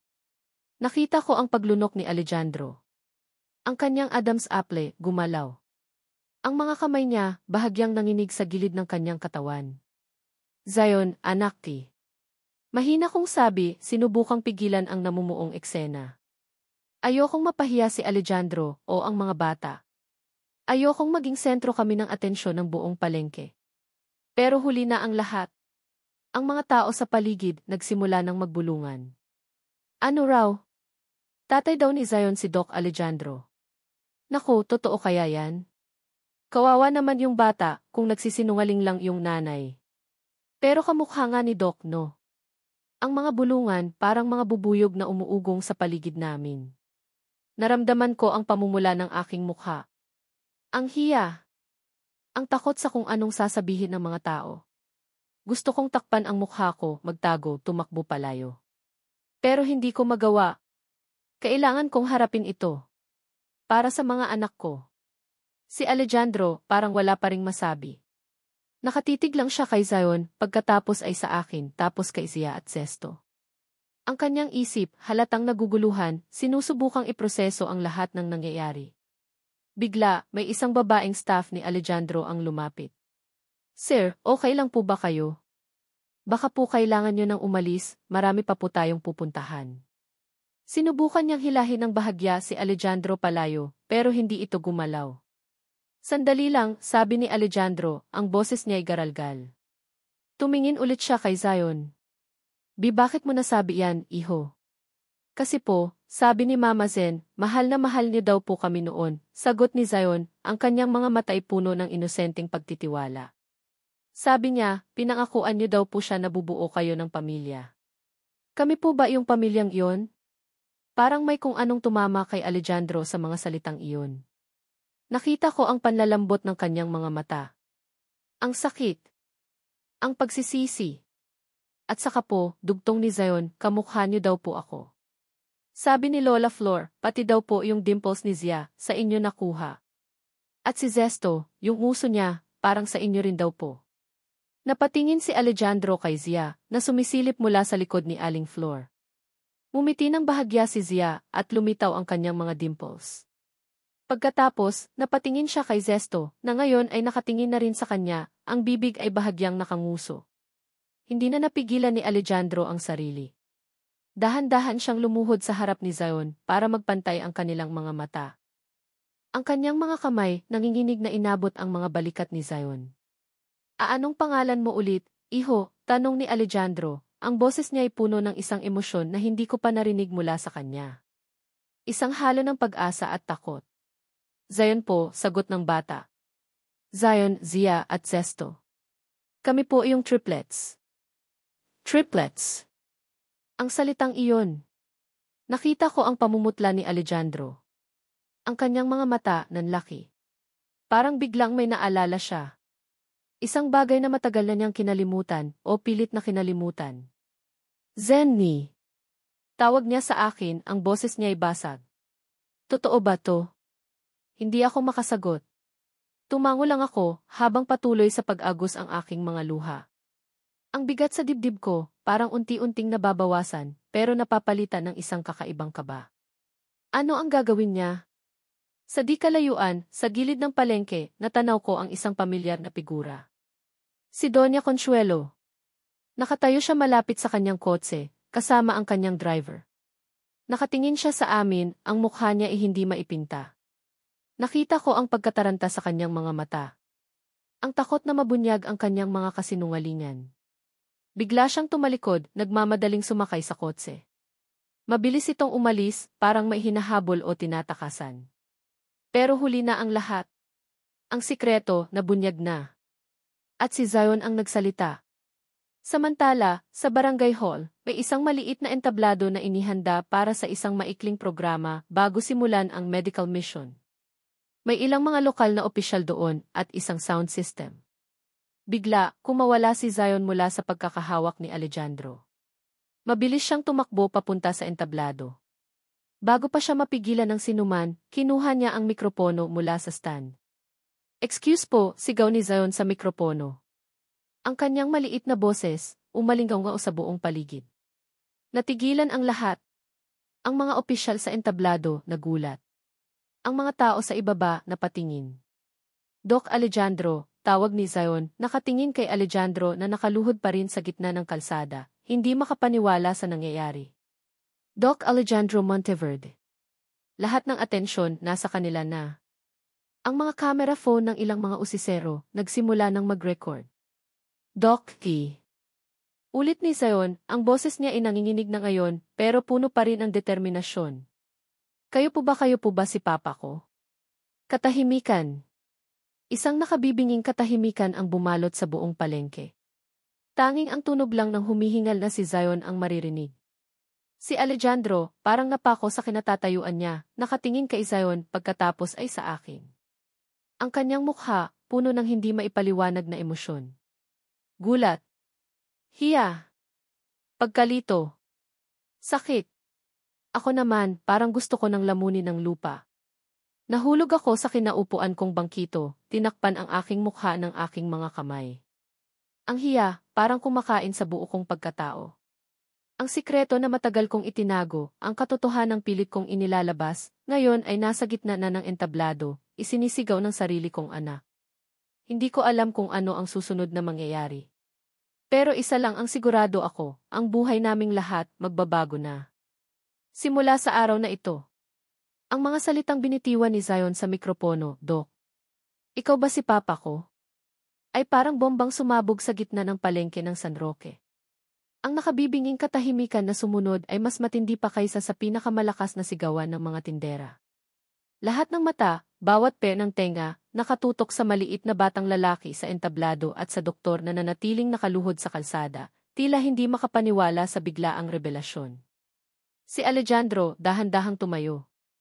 Ang mukha niya ay maputla, ang mga mata ay nanlalaki pa rin sa gulat. Tumingin siya sa akin, pagkatapos ay kay Zion tapos pabalik ulit sa akin. Ang tanong sa kanyang mga mata, hindi na nangangailangan ng salita. "Totoo ba to, Zen? Totoo ba ang lahat ng ito?" Hindi ko alam kung paano ako nakalapit sa kanya. Ang mga binti ko, nanginginig, parang malambot na gulaman. Inalalayan ako ni Aling Flor, na kasing putla ko na rin. Si Zia, nakakapit pa rin sa palda ng lola niya, ang mga mata ay puno ng pag-aalala para sa kanyang kuya. Si Zesto, sa wakas, tila naramdaman ang kakaibang tensyon, tumigil sa paglalaro at yumakap sa binti ni Aling Flor. "Alejandro T." Nagsimula akong magsalita, pero ang boses ko'y parang naipit sa lalamunan. Bago pa ako makapagpatuloy, ang mga staff ni Alejandro at ilang barangay tanod ay mabilis na kumilos. Pinalibutan nila kami, sinubukang ilayo sa mga usisero na nagsisimula ng maglapitan, ang iba ay may hawak na mga cellphone, kumukuha ng video. Ang ingay ng mga bulungan lalong lumakas. "Sir, kailangan na po nating umalis," sabi ng isa sa mga assistant ni Alejandro, hinawakan siya sa braso. Masyado na pong nagkakagulo. Pero si Alejandro parang wala sa sarili. Ang mga mata niya, nakapako pa rin kay Zion, na ngayon ay bumaba na ng entablado at lumapit sa amin, ang mukha'y puno ng pag-asa at kaunting takot. "Zen, mag-usap tayo," sabi ni Alejandro, ang boses niya ay mahina pero may diin. Ngayon na. Hindi na siya naghintay ng sagot ko. Hinawakan niya ako sa braso, hindi mahigpit pero sapat para maramdaman ko ang pangangailangan niyang malaman ang totoo. Iginyan niya ako palayo sa AED, kasunod si Aling Flor at ang 3 bata.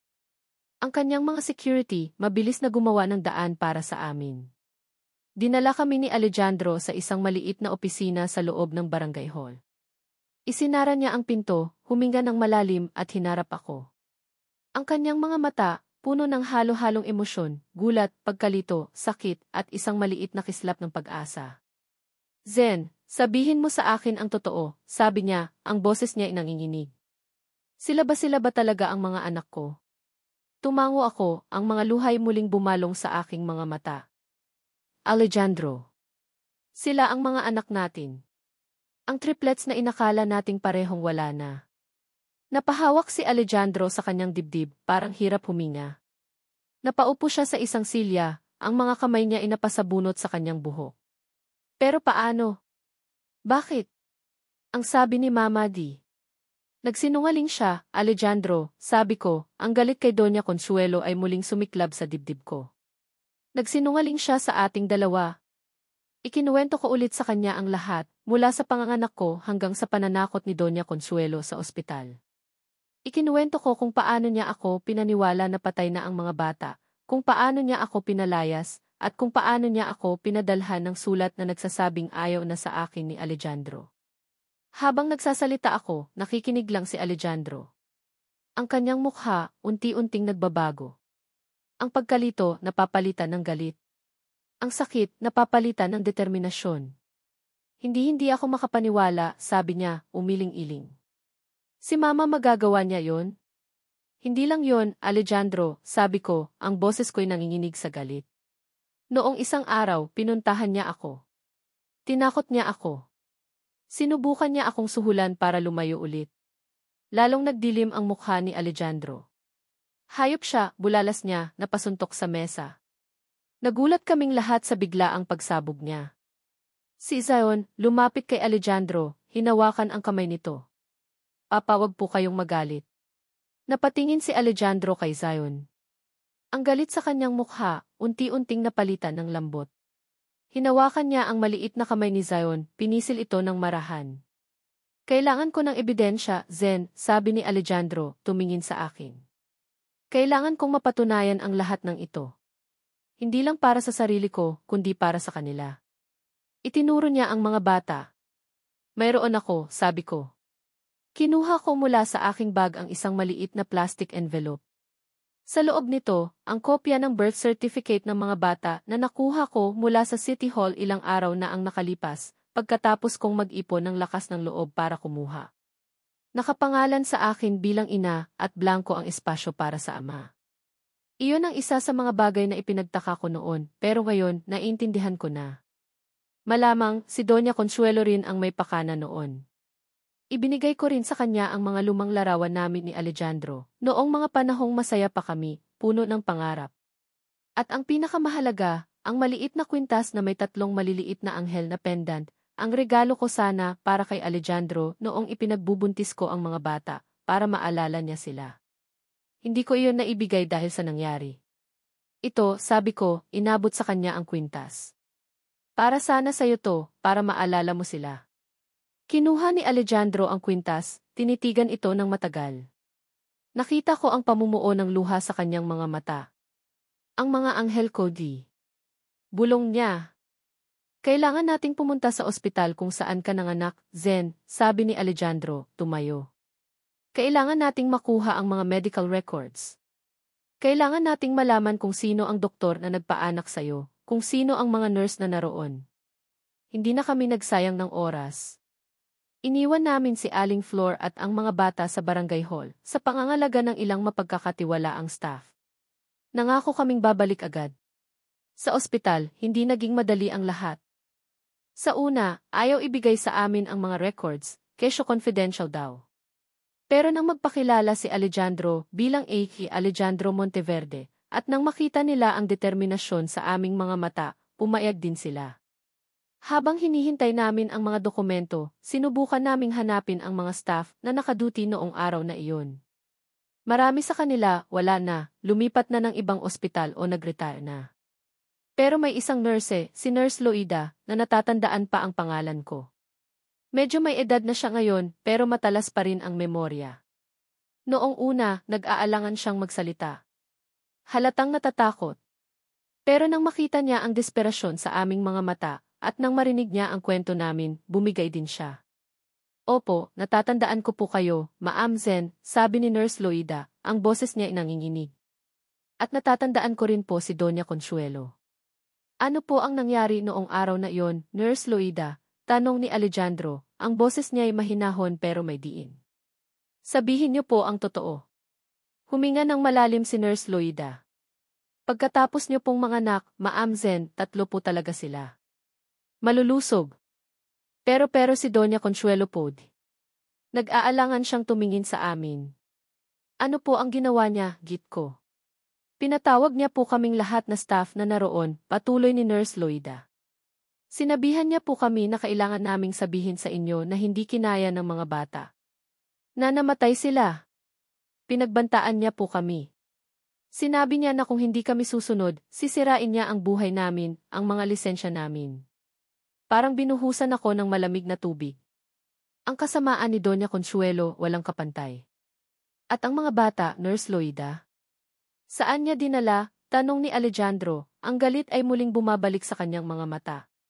Hindi ko po alam, sir, sagot ni Nurse Loida, umiiyak na.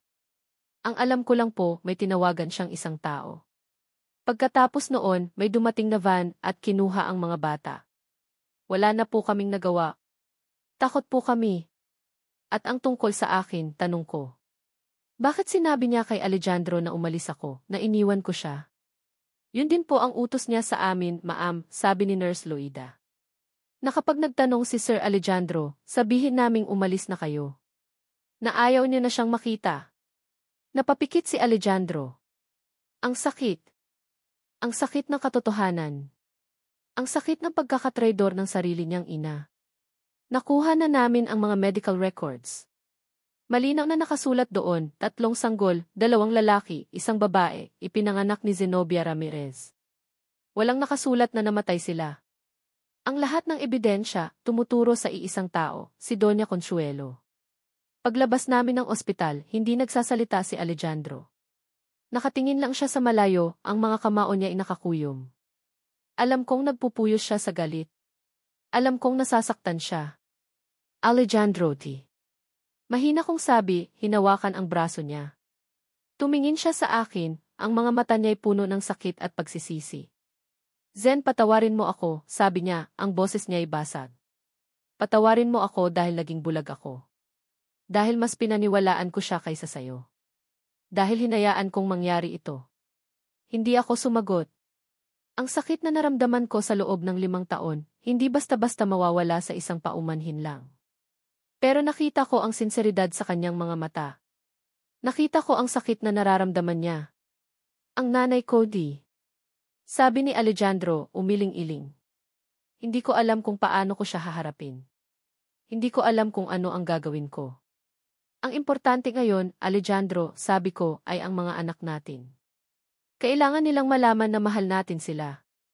Na hindi natin sila iniwan. Tumango si Alejandro. Tama ka. Sila ang importante ngayon. Bumalik kami sa barangay hall. Nadatnan namin si Aling Flor at ang mga bata na naghihintay sa amin. Si Zion, nang makita kami, agad na tumakbo palapit. Mama! Papa, sigaw niya, niyakap kami ng mahigpit. Ang salitang ki, Papa. Sa unang pagkakataon, narinig ko iyon mula sa anak ko, para kay Alejandro. Ang puso ko, parang lumundag sa tuwa. Si Alejandro, lumuhod, niyakap si Zion ng mahigpit. Nakita ko ang mga luha na tumutulo mula sa kanyang mga mata. Anak ti. Bulong niya. Mga anak ko. Lumapit na rin si Zia at Sesto, yumakap sa amin. Sa wakas, pagkatapos ng 5 taon, ang pamilyang pinangarap namin, nagsisimula ng mabuo. Pero alam kong hindi pa tapos ang lahat. Kailangan pa naming harapin si Doña Consuelo. At kailangan kong harapin ang sarili kong sakit at galit. May karapatan pa ba si Alejandro sa amin pagkatapos ng lahat? At may karapatan pa ba akong magtiwala ulit? Ang mga sumunod na araw ay puno ng alanganin at nagbabagong damdamin. Kahit na nalaman na ni Alejandro ang katotohanan, at kahit na unti-unti nang nabubuo ang ugnayan niya sa mga bata, hindi ko pa rin may alis ang bigat sa dibdib ko. 5 taon ng sakit, ng pangulila, ng galit, hindi iyon basta-basta mabubura ng isang paumanhin o ng ilang araw na pagsasama. Si Alejandro, sa kabilang banda, ay buong pusong bumabawi sa mga nasayang na panahon. Araw-araw, pagkatapos ng kanyang trabaho sa ospital, dumidiretso siya sa amin. Minsan, sa maliit naming nirerentahang kwarto malapit sa bahay ni Doña Remedios, minsan naman, dinadalaw niya ang mga bata sa pwesto nila Aling Flor sa palengke. Nakikita ko ang saya sa mga mata ng mga anak ko sa tuwing dumarating si Alejandro. Si Zion, na dati laging seryoso, ngayon ay mas madalas nang umingiti, lalo na kapag tinuturuan siya ni Alejandro ng basketball o kapag nagkukwentuhan sila tungkol sa mga bituin at planeta. Si Zesto, na dati medyo mailap, ngayon ay sabik na sabik ng sumalubong kay Alejandro para magpakarga o magpabili ng paborito niyang chicharon. At si Zia, ang mahiyaing prinsesa namin, unti-unti nang nagiging komportable, minsan ay naglalambing pa nga kay Alejandro para magpabasa ng kwento o magpatirintas ng buhok. Mama, ang galing ni Papa mag-drawing, masayang kwento ni Zion isang hapon, ipinapakita sa akin ang iginuhit ni Alejandro na isang robot. Sabi niya, pag lumaki daw ako, tuturuan niya akong gumawa ng totoong robot. Talaga, anak? Ang galing naman, sabi ko, umiti ng pilit. Masaya ako para sa mga anak ko, pero hindi ko maiwasang makaramdam ng kirot. Ang mga sandaling ito, dapat sana ay matagal na naming pinagsasaluhan. Si Alejandro, alam kong nararamdaman niya ang distansya ko. Sinusubukan niyang kausapin ako, humingi ulit ng tawad, ipaliwanag ang sarili niya. Pero sa tuwing gagawin niya iyon, parang maiharang na bakal na bumababa sa pagitan namin. Zen, alam kong mahirap, sabi niya isang gabi, habang natutulog na ang mga bata sa banig sa sahig. Alam kong nasaktan kita ng sobra. Pero maniwala ka, araw-araw kong pinagsisisihan yung mga araw na wala ako sa tabi ninyo. Kung alam ko lang Pero hindi mo alam, Alejandro, putol ko, ang boses ko'y malamig. Mas pinili mong paniwalaan ang nanay mo. Mas pinili mong talikuran ako. Hindi ko alam ang gagawin ko noon, Zen, sabi niya, ang boses niya ay puno ng hinanakit. Gumuho ang mundo ko noong sinabi ni Mama na wala na sila. Tapos, nawala ka pa. Akala ko, iniwan mo na talaga ako. Madali lang naman sigurong magtanong, di ba? Sabi ko, ang tampo ay hindi maitago sa aking boses. Madali lang naman sigurong hanapin ako. Pero hindi mo ginawa. Katahimikan. Alam kong nasaktan ko siya sa sinabi ko, pero kailangan niyang malaman ang nararamdaman ko. Hindi pwedeng ako lang ang laging umiintindi. Hindi ako nagpapatawad agad. Hindi dahil sa matigas ang puso ko, kundi dahil natatakot ako. Natatakot akong masaktan ulit. Natatakot akong magtiwala, tapos iiwanan lang ulit ako. Pero si Alejandro, hindi siya sumusuko. Patuloy siyang lumalapit sa mga bata. Isang hapon, umuulan ng malakas, at hindi makapagtinda sila Aling Flor. Nagulat na lang kami nang dumating si Alejandro, basang-basa, may dalang malaking kaserola ng mainit na lugaw at mga itlog na maalat. Naisip ko, baka gutom na kayo, sabi niya, umiti. Paborito niyo to, di ba? Nakita ko ang tuwa sa mga mata ng mga bata. Agad silang lumapit, sabik na kumain. Si Alejandro, umupo sa sahig kasama nila, sinusubuan si Zesto, nakikipagbiruan kay Zion at Zia. Mula sa di kalayuan, pinagmamasdan ko sila. Ang puso ko, parang pinipiga. Ang init ng lugaw, parang unti-unting nagpapainit din sa nanlalamig kong damdamin. Nakikita ko ang sinseridad ni Alejandro. Nakikita ko ang pagmamahal niya sa mga anak namin. Ma, ang sarap ng lugaw ni Tay, sabi ni Zia, lumapit sa akin, may subo pang lugaw. Gusto ko ng yakap ni Tay. Napatingin ako kay Alejandro. Nakatingin din siya sa akin, ang mga mata niya'y puno ng pag-asa. Huminga ako ng malalim. Siguro, panahon na para bigyan siya ng pagkakataon. Hindi lang para sa kanya, kundi para sa mga anak namin. At para na rin sa sarili ko. Unti-unti, sinimulan kong buksan ulit ang puso ko. Dahan-dahan. Maingat! Nag-uusap na kami ng mas madalas ni Alejandro, hindi na lang tungkol sa mga bata, kundi tungkol na rin sa amin. Sa mga nangyari noon, sa mga nararamdaman namin ngayon. May mga pagkakataong nagkakasagutan pa rin kami, nagkakatampuhan. Normal lang naman siguro iyon. Bahagi ng proseso ng paghilom. Alam mo, Zen, sabi niya isang gabi, habang nakaupo kami sa labas ng bahay, pinagmamasdan ang mga bituin. Noong mga panahong akala ko wala ka na, parang nawalan ng kulay ang mundo ko. Naging doktor ako, natupad ko ang pangarap ko. Pero may kulang. Laging may kulang. Hinawakan niya ang kamay ko. Kayo pala yung kulang, Zen. Kayo ng mga anak natin. Hindi ako sumagot pero pinisil ko ang kamay niya. Isang maliit na hakbang pero malaking bagay na para sa amin. Si Zion at Zesto, mas natural na ang pagtawag ng Itay kay Alejandro. Si Zia, medyo nahihiya pa rin minsan, pero alam kong mahal na mahal niya ang kanyang ama. Isang araw, habang tinutulungan ni Alejandro si Zion sa kanyang assignment, narinig kong nagtatanong si Zion. Tay, bakit po hindi kayo kasal ni Mama? Natigilan si Alejandro. Napatingin siya sa akin. Umiti lang ako. Anak, sabi ni Alejandro, ginulo ang buhok ni Zion. Mahabang kwento. Pero darating din tayo dyan. Alam kong marami pa kaming kailangang ayusin. Marami pa kaming kailangang pag-usapan. Ang relasyon namin, parang isang basag na salamin na unti-unti naming binubuo ulit. May mga lamat pa, may mga bitak. Pero sa tulong ng pagmamahal namin sa isa't isa, at lalo na sa mga anak namin, alam kong magiging buo rin ito ulit. Pero ang anino ni Doña Consuelo naroon pa rin. Hindi pa siya tapos. At alam kong darating ang araw na kailangan naming harapin siya ng sabay. Ang huling laban para sa aming pamilya. Handa na ba kami? Ang ilang linggong lumipas ay puno ng unti-unting paghilom at pag-asa. Ang tawa ng mga bata mas madalas nang maririnig. Ang mga ngiti ni Alejandro mas totoo na. At ang puso ko, bagamat may mga peklat pa, ay nagsisimula ng tumibok ng may bagong sigla. Akala ko, ito na ang simula ng aming happily ever after. Pero ang anino ng nakaraan, lalo na ang anino ni Doña Consuelo, ay hindi pa pala tuluyang naglalaho. Isang umaga, habang naghahanda kami ng almusal sa maliit naming kusina, si Alejandro ang tagaluto ng sinangag, ako naman sa pritong itlog at tuyo, habang ang mga bata ay nag-aayos ng mesa, may kumatok ng malakas sa pinto. Hindi ordinaryong katok. Parang gusto nang gibain ang pinto. Nagkatinginan kami ni Alejandro. Sino naman kaya yon? Binuksan ni Alejandro ang pinto at bumungad sa amin si Doña Consuelo. Nakatayo siya roon, kasama ang dalawang unipormadong lalaki na mukhang mga security guard at isang babaeng naka-business attire na maihawak na mga papeles. Ang mukha ni Doña Consuelo, kasing tigas ng bato, ang mga mata ay nanlilisik sa galit. Alejandro. Ano nang ibig sabihin nito? Sigaw niya, itinuturo ako. Bakit kasama mo pa rin ang babaeng yan?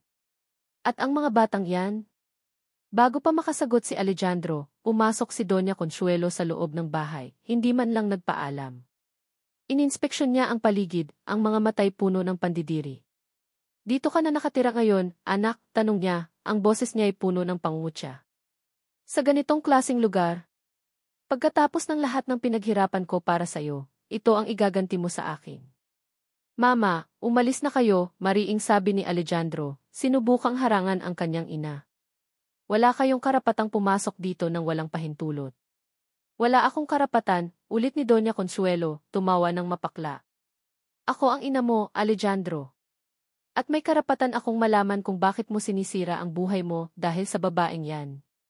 Hindi niya sinisira ang buhay ko, Mama, sabi ni Alejandro, ang boses niya ay kalmado pero may diin. Siya, at ang mga anak namin ang bumubuo sa buhay ko. Ang mga bata, na kanina itahimik lang na nakikinig, ay nagsimula ng matakot. Si Zesto, yumakap sa binti ko. Si Zia, napaiyak na. Si Zion lang ang nanatiling matatag, nakatingin ng masama kay Doña Consuelo. Mga anak, ulit ni Doña Consuelo, tiningnan ang mga bata na parang mga basura. Hindi mo sila anak, Alejandro. Produkto lang sila ng kahibangan mo. At kukunin ko sila. Ano, sabay naming sabi ni Alejandro. Tama ang narinig ninyo, sabi ni Doña Consuelo, ngumisi. Nandito ako para kunin ang kustodya ng mga bata. May papeles akong dala mula sa korte. Iniabot niya ang mga dokumento kay Alejandro. Binasa ni Alejandro ang mga papeles, ang mukha niya ay unti-unting nagdidilim sa galit.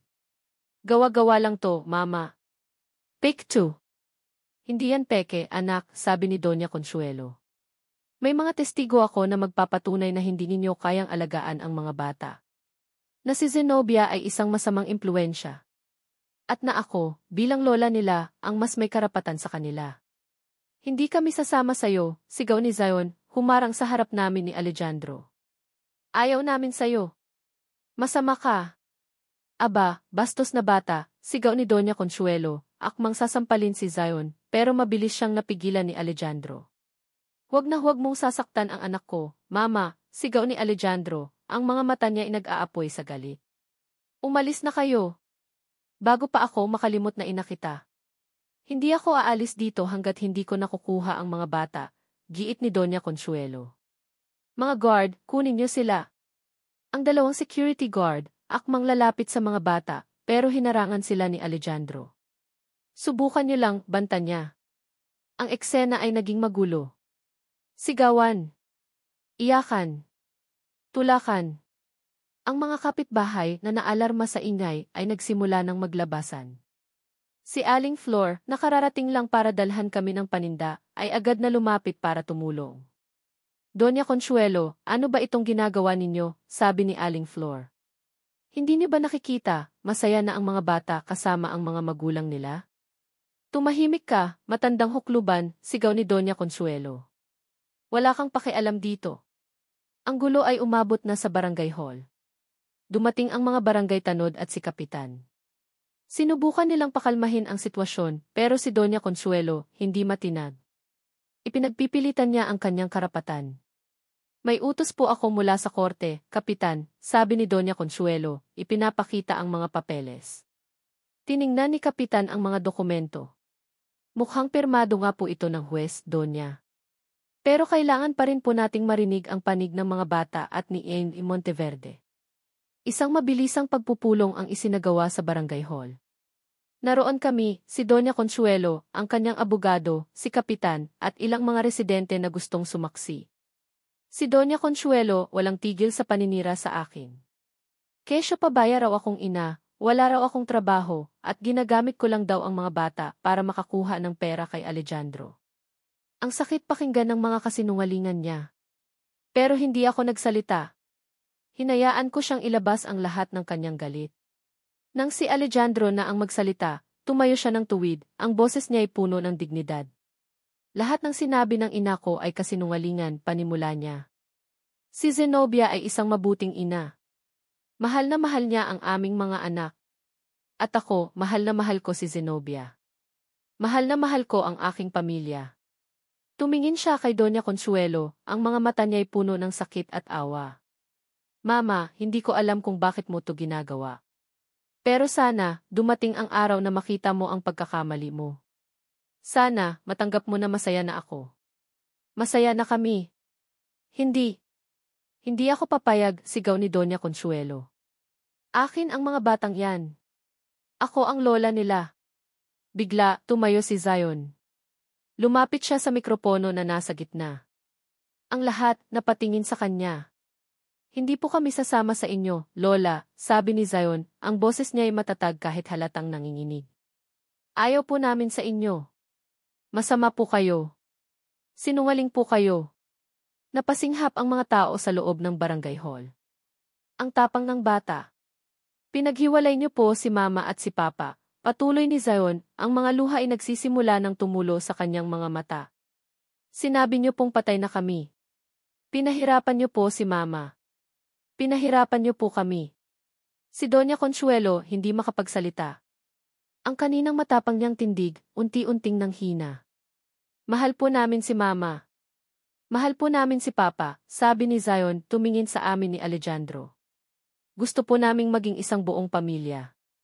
Wala po kayong karapatang kunin kami sa kanila. Ang mga salita ni Zion, parang mga punyal na tumusok sa puso ni Doña Consuelo. Nakita ko ang pagkagapi sa kanyang mga mata. Ang realisasyon na wala na siyang laban. Lumapit si Zia at Zesto kay Zion, hinawakan ang mga kamay nito. Ang tatlong bata, magkakasamang humarap sa kanilang lola. Isang larawan ng pagkakaisa at tapang. Ang mga residente sa barangay hall, nagsimula ng magpalakpakan. Ang simbahan, na kinatawa ni Father Michael, ay nagbigay din ng suporta sa amin. Si Kapitan, umiling-iling. Doña Consuelo, sa tingin ko po, malinaw na kung saan gustong sumama ng mga bata. At bilang ama, si Anne Monteverde po ang may pangunahing karapatan sa kanila. Si Doña Consuelo parang natalo sa isang digmaan. Walang imik siyang tumalikod, kasama ang kanyang abogado at mga security guard. Bago siya tuluyang umalis, sumulyap siya sa amin, ang mga mata niya'y puno ng hindi maipaliwanag na emosyon. Galit? Pagsisisi? Lungkot? Hindi ko masabi. Nang makaalis na siya, isang malakas na palakpakan ang muling umalinggaw sa barangay hall. Niyakap namin ni Alejandro ang aming mga anak. Ang huling laban natapos na. At kami ang nanalo. Mahal ko si Zen, sabi ni Alejandro sa mikropono, nakatingin sa akin, ang mga mata niya'y puno ng pagmamahal. At ang mga anak ko. Sila ang buhay ko. Ang mga salitang iyon, mas matamis pa kaysa sa pinakamatamis na tsokolete. Ang puso ko, umaapaw sa saya. Sa wakas, malaya na kami. Malaya na kaming buuin ang aming pamilya. Ang tagumpay namin laban kay Doña Consuelo sa barangay hall ay parang isang malaking batong na alis sa aming mga dibdib. Ang bigat na matagal naming pinasan biglang gumaan. Ang mga anino ng takot at alinlangan napalitan ng liwanag ng pag-asa at katiyakan. Sa wakas, malaya na kaming maging isang pamilya. Ang mga sumunod na buwan ay ginugol namin sa pagbubuo ng aming mga pangarap. Lumipat kami sa isang maliit pero maayos na bahay na malapit sa eskwelahan ng mga bata at sa ospital kung saan nagtatrabaho si Alejandro. Hindi ito kasing laki ng mansyon ng mga Monteverde, pero para sa amin, ito ang pinakamagandang palasyo sa buong mundo. Bawat sulok nito, puno ng tawanan, ng lambingan, ng mga simpleng sandali ng kaligayahan. Si Alejandro, naging isang ulirang ama at mapagmahal na partner. Kahit pagod galing sa trabaho, lagi siyang may oras para sa mga bata, tinuturuan sila sa kanilang mga aralin, nakikipaglaro, o simpleng nakikinig sa kanilang mga kwento. At sa akin, hindi siya nagsasawang iparamdam kung gaano niya ako kamahal, kung gaano siya nagpapasalamat na binalikan ko siya, na pinatawad ko siya. Isang gabi, habang mahimbing nang natutulog ang mga bata sa kanilang kwarto, niyaya ako ni Alejandro na maupo sa aming maliit na veranda. May dala siyang isang tasa ng mainit na tsokolate para sa akin at kape para sa kanya. Tahimik lang kaming nakaupo roon, pinagmamasdan ang mga bituin, ninanamnam ang katahimikan at ang init ng pagmamahalan namin. Zen, panimula niya, hinawakan ang kamay ko. May gusto sana akong itanong sa'yo. Napangiti ako. Ano iyon? Huminga siya ng malalim tapos ay lumuhod sa harap ko. Mula sa kanyang bulsa, may kinuha siyang isang maliit na pulang kahon. Binuksan niya ito at bumungad sa akin ang isang napakagandang singsing, simple lang, pero kumikinang ang maliit na diamante sa gitna. Zenobia Ramirez, sabi niya, ang boses niya ay nanginginig sa emosyon. 5 taon tayong pinaglayo ng tadhana, ng mga kasinungalingan, ng mga maling akala. Pero sa kabila ng lahat, hindi nawala ang pagmamahal ko sa'yo. Ikaw pa rin ang babaeng pinapangarap kong makasama habang buhay. Ikaw ang ina ng mga pinakamahalagang yaman ko sa mundo. Ang mga luha ko nagsimula ng mamasa. Ngayon, sa harap ng mga bituin na saksi sa ating pagmamahalan, sa harap ng mga anak nating mahimbing na natutulog, gusto kong itanong sa'yo. Tumingin siya ng diretso sa aking mga mata, ang kanyang mga matay puno ng pag-ibig at pag-asa. Zen, mahal ko, pakakasalan mo ba ako? Hindi ko na napigilan ang aking mga luha. Tumango ako ng paulit-ulit, hindi makapagsalita sa sobrang saya. Alejandro. Pakakasalan kita. Isinuot niya ang singsing sa daliri ko. Sakto. Perpekto. Niyakap niya ako ng mahigpit, at sa ilalim ng kalangitan na puno ng bituin, ipinangako namin sa isa't isa ang walang hanggang pagmamahalan. Ang aming kasal ay simple lang pero puno ng pagmamahal. Ginanap ito sa maliit na kapilya ng San Ignacio, ang parehong kapilya kung saan kami madalas magsimba noong mga bata pa kami, bago pa kami nagkakilala. Ang mga bisita namin, piling-pili lang, si Aling Flor, si Doña Remedios, si Kapitan, si Father Michael, ilang malalapit na kaibigan at kasamahan sa trabaho, at syempre, ang aming 3 anghel. Si Zion, ang gwapo naming ring bearer, suot ang isang maliit na barong. Si Zia, ang aming magandang flower girl, parang isang diwata sa kanyang puting bestida. At si Zesto, ang aming cute na coin bearer, kahit medyo aligaga sa paglalakad, ay nairaos din ang kanyang tungkulin. Habang naglalakad ako sa aisle, suot ang isang simpleng puting bestida na tinahi mismo ni Aling Flor, inaalalayan ng aking mga anak, hindi ko mapigilan ang pagpatak ng aking mga luha. Luha ng saya. Luha ng pasasalamat. Sa dulo ng aisle, naghihintay si Alejandro, ang kanyang mga matay puno ng pagmamahal at paghanga. Nang makarating ako sa kanya, hinawakan niya ang aking mga kamay, pinisil ito ng marahan. Mahal na mahal kita, Zen, bulong niya. Mahal na mahal din kita, Alejandro, sagot ko. Ang seremonya ay taimtim at puno ng emosyon. Nang bigkasin namin ang aming mga panata, ramdam na ramdam ko ang bawat salita. Ang pangako ng pagmamahal, ng katapatan, ng pagsasama sa hirap at ginhawa. Pagkatapos ng kasal, isang maliit na salu-salo ang ginanap sa bakuran ng aming bahay. Masaya ang lahat. May kantahan, sayawan, kwentuhan. Ang mga bata, walang tigil sa paglalaro, ang kanilang mga tawa ay musika sa aming pandinig. Si Doña Consuelo wala sa kasal. Hindi namin siya inimbitahan at hindi rin siya nagpakita. Pero bago matapos ang araw, may dumating na isang mensahero, may dalang isang sulat para sa amin. Galing kay Doña Consuelo. Nanginginig ang mga kamay kong binuksan ang sulat. Sa loob, isang maikling liham, nakasulat sa pamilyar na sulat kamay ng aking biyenan.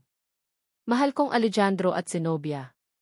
Alam kong wala akong karapatang humingi ng tawad sa lahat ng sakit na naidulot ko sa inyo. Walang salita ang makakapagpaliwanag sa bigat ng aking pagsisisi. Naging makasarili ako, naging mapagmataas. Nabulag ako ng aking mga maling akala. Sana, sa paglipas ng panahon, mapatawad ninyo ako. At sana, bigyan ninyo ako ng pagkakataong makilala ang aking mga apo. Hindi bilang Doña Consuelo na kilala ng lahat, kundi bilang Lola Consuelo na nagmamahal sa kanila. Nagmamahal. Consuelo D. Napatingin ako kay Alejandro. Nakita ko ang luha sa kanyang mga mata.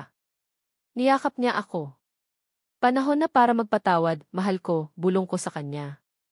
Para sa ating lahat. Tumango siya. Alam kong hindi magiging madali pero handa kaming subukan. Dahil ang pamilya, hindi perpekto, pero laging may puwang para sa pagpapatawad at pagmamahal. Habang pinagmamasdan ko ang aking asawa at ang aming 3 anak na masayang naglalaro sa ilalim ng mga parol na nakasabit sa aming bakuran, napangiti ako. Ang puso ko, puno ng kapayapaan at kagalakan. Sa wakas, naisip ko. Buo na tayo. Ang aming kwento ay hindi nagtapos sa a happily ever after na parang sa fairy tale. Nagpatuloy ito. Nagpatuloy sa bawat paggising sa umaga na katabi ko si Alejandro, sa bawat yakap at halik ng aming mga anak, sa bawat simpleng hapunan na pinagsasaluhan namin, sa bawat pangarap na sabay naming binubuo. Ang pag-ibig, minsan masalimuot, minsan masakit. Pero kapag ito'y totoo, kapag ito'y pinaglaban, kapag ito'y inalagaan, ito ang magiging pinakamatibay na pundasyon ng isang masaya at buong pamilya. At kami, sina Alejandro, Zenobia, Zion, Zia at Sesto, ay patunay doon. Isang buong pamilya, pinagtibay ng panahon, pinatatag ng pagsubok, at pinagbuklod ng wagas na pagmamahalan. Mga pinakamamahal kong mambabasa at tagapakinig. Una sa lahat, isang taos-pusong pasasalamat ang nais kong iparating sa bawat isa sa inyo na naglaan ng oras, nagbigay ng atensyon, at sumama sa paglalakbay ni Zen, Alejandro, at ng kanilang mga munting anghel, mula sa unang kabanata hanggang sa huling pahina. Ang inyong walang sawang pagsubaybay at ang bawat sandaling ibinahagi ninyo sa kwentong ito ay tunay na yaman para sa akin. Maraming salamat po. Sa totoo lang, ang pagsulat ng kwentong ito ay isa ring emosyonal na paglalakbay para sa akin. Naramdaman ko ang bawat sakit, ang bawat kilig, ang bawat takot at pag-asa ni Zen at Alejandro. May mga pagkakataong napapangiti ako habang nagtatype, lalo na sa mga simpleng lambingan at tawanan ng pamilya. At may mga sandaling kailangan kong huminto dahil sa bigat ng eksena, lalo na ang mga pinagdaanan nila sa kamay ni Doña Consuelo at ang muling pagtatagpo na puno ng hinanakit. Ang makita silang unti-unting bumabangon, nagpapatawad, at nabubuo bilang isang pamilya, yun ang isa sa pinakamasayang bahagi ng aking pagsusulat. Ang bawat karakter, para bang naging parte na rin ng aking araw-araw na buhay. Kung mayroon man akong nais na maiwan sa inyong mga puso at isipan mula sa kwentong ito, ito ay ang walang hanggang kapangyarihan ng tunay na pag-ibig, pag-ibig na kayang magpatawad, umunawa, at maghintay kahit gaano pa katagal.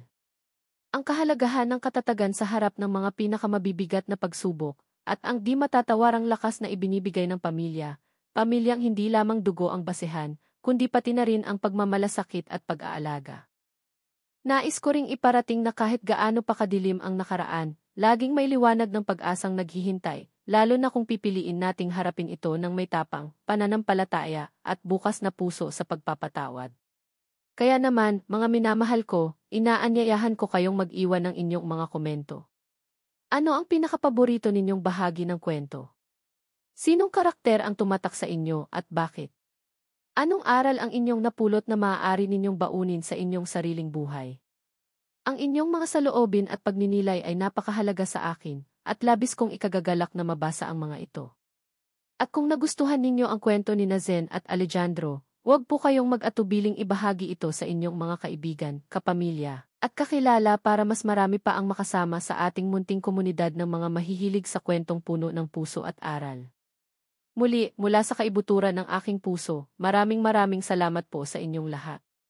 Hanggang sa susunod nating pagkikita sa mga pahina ng buhay at pag-ibig. Nagmamahal. Ang inyong manunulat.